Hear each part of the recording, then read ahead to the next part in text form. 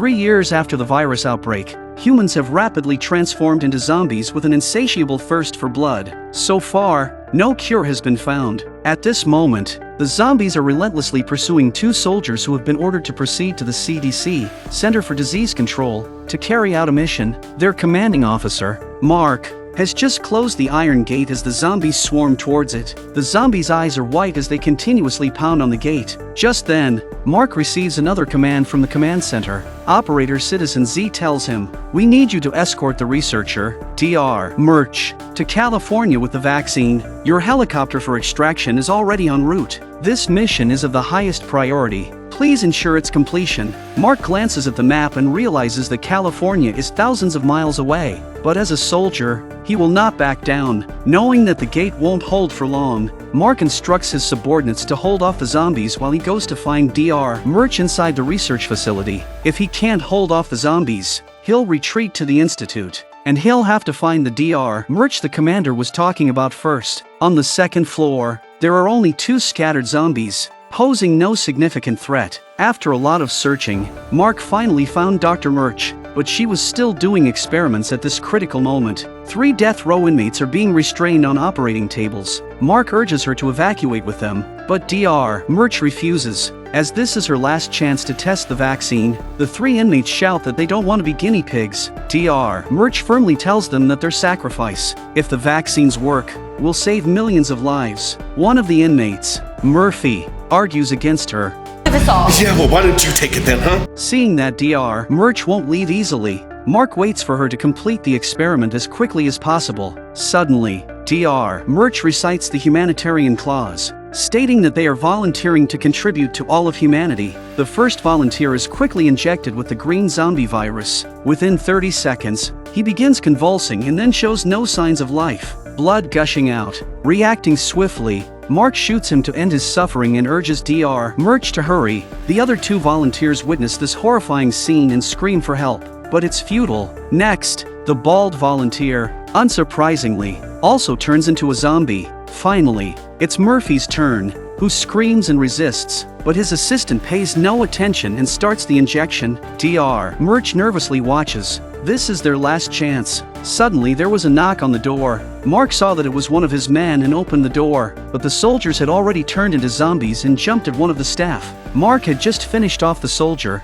when several more zombies rushed in behind him. He shot the zombies again and killed them. At this time, the helicopter to pick up Dr. Murch also came to the sky. Mark rushed to pull on the frightened Dr. Murch to leave. However, Murphy suddenly sits up, begging them not to leave him behind. But at this moment, Mark can only ensure Dr. Murch's safety. Suddenly, the staff member who was attacked earlier also turns into a zombie and viciously bites Murphy. Immediately after, 7 more zombies charge in. The scene can only be described as gruesome. Meanwhile, Mark and Dr. Murch have reached the stairwell to the rooftop. Dr. Murch mentions that the man from earlier didn't mutate. He might be their last hope in researching the vaccine. He tells Dr. Murch that if he doesn't return within 2 minutes, she shouldn't wait any longer. At this moment, the entire research facility echoes with Murphy's agonizing screams. In the end, Mark manages to save Murphy, but they miss the helicopter. Surprisingly, Murphy hasn't mutated. They arrive at a nearby survivor camp called Blue Sky Camp,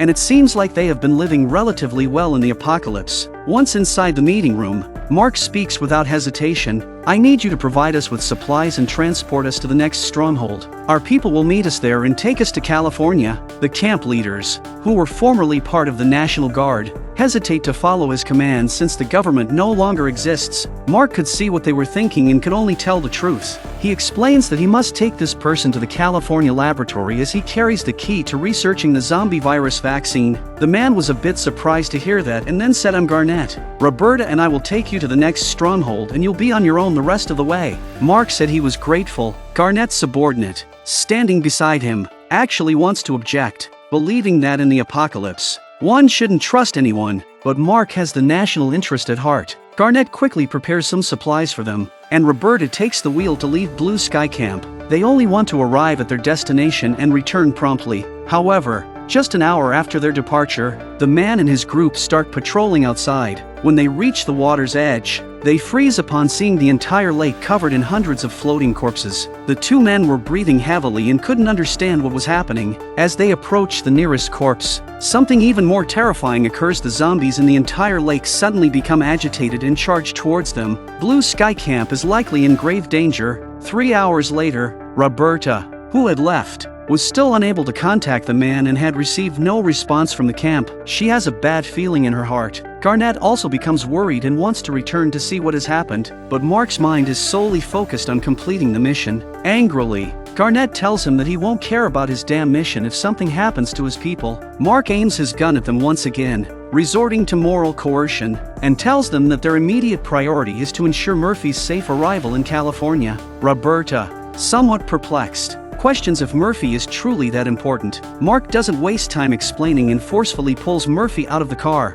Then, with a serious tone, he says, "Let them see why you're so important and why so many good people sacrificed for you." Murphy feels extremely displeased but has no choice but to comply with Mark's violence. He lifts his shirt, revealing scabbed wounds all over his body. Mark explicitly informs them that these are bite marks from 8 zombies. They are shocked, as surviving after being bitten by zombies is considered impossible. Mark explains that he injected himself with an experimental vaccine just before being bitten. If he reaches California, his blood can be used to create more antibodies, potentially saving all the remaining survivors. At that moment, Roberta's radio crackles to life. It's a man named Doc contacting her. They had gone out to search for supplies and returned to find the camp in its current state, with gunshots ringing out. Garnett's expression darkens as he listens. The radio signal suddenly cuts off. Hearing this, Roberta can no longer ignore Mark's objections. She immediately turns the car around and heads back the way they came.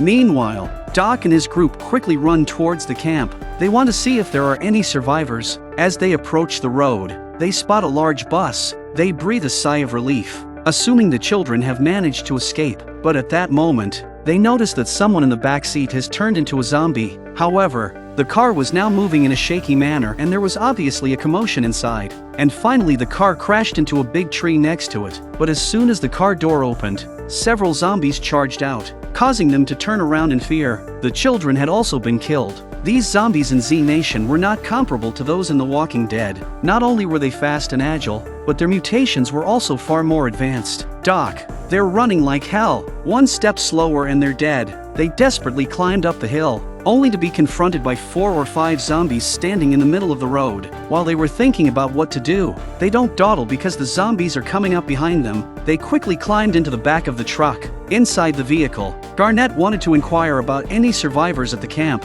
but Doc shook his head, indicating that not even the children had survived. Upon hearing this devastating news, a somber atmosphere filled the car. Even Roberta, who was driving, became absent-minded. Mark, however, didn't pay attention to their emotions. He took command, directing Roberta to make a left turn not far ahead, where a military stronghold was located. Delivering Murphy to California was their top priority, and so the expedition was formed. Half an hour later, they arrived at their destination. The place was in ruins, shrouded in smoke, and even the gates had been breached. It didn't look like anyone was inside. Mark had a sinking feeling as he held his gun and went to investigate. Underneath the car, Mark saw the military men, but they had turned into zombies. He had no choice but to send them on their final journey. It was evident that this place had also fallen. The others cautiously exited the vehicle, keeping a watchful eye on their surroundings, except for Murphy, who's pissing himself with no sense of propriety. Mark, acting with military precision,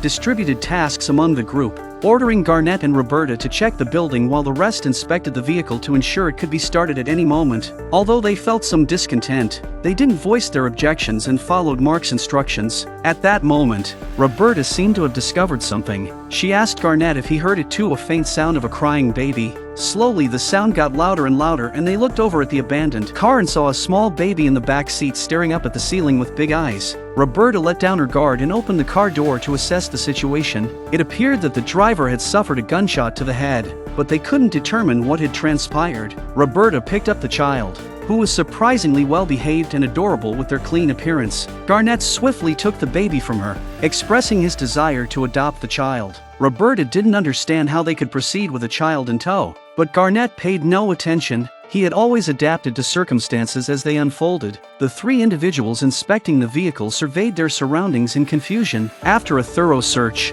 they discovered a group of zombies surrounding an iron cage on the side of a building. Armed with their weapons, they charged towards the zombies and eliminated them within a couple of minutes. To their surprise, a woman was crouching inside the cage. Mac tapped on the railing and called out to her, but the woman didn't respond. He had no choice but to pry open the lock and open the door. Stepping inside, Mac tapped the woman's shoulder, but to his astonishment, she suddenly attacked. Next to Addie rushed to say, "Don't do it, we are good people, just saved you." After hearing this, the woman calmed down a bit. She slowly stepped back and said, "I'm sorry, I don't know where I was just now, I must have fallen asleep." Doc couldn't believe that someone could sleep in such an environment. They then found their way to a nearby house to take a rest. Mark, still wary of the unfamiliar woman, asked her why she had been locked in a cage and if she had done something wrong. The woman's response was peculiar. She said she had locked herself in to hide from the zombies and had lost the key. According to her account, the military had arrived at this location and shot many survivors. The commotion had also attracted a horde of zombies,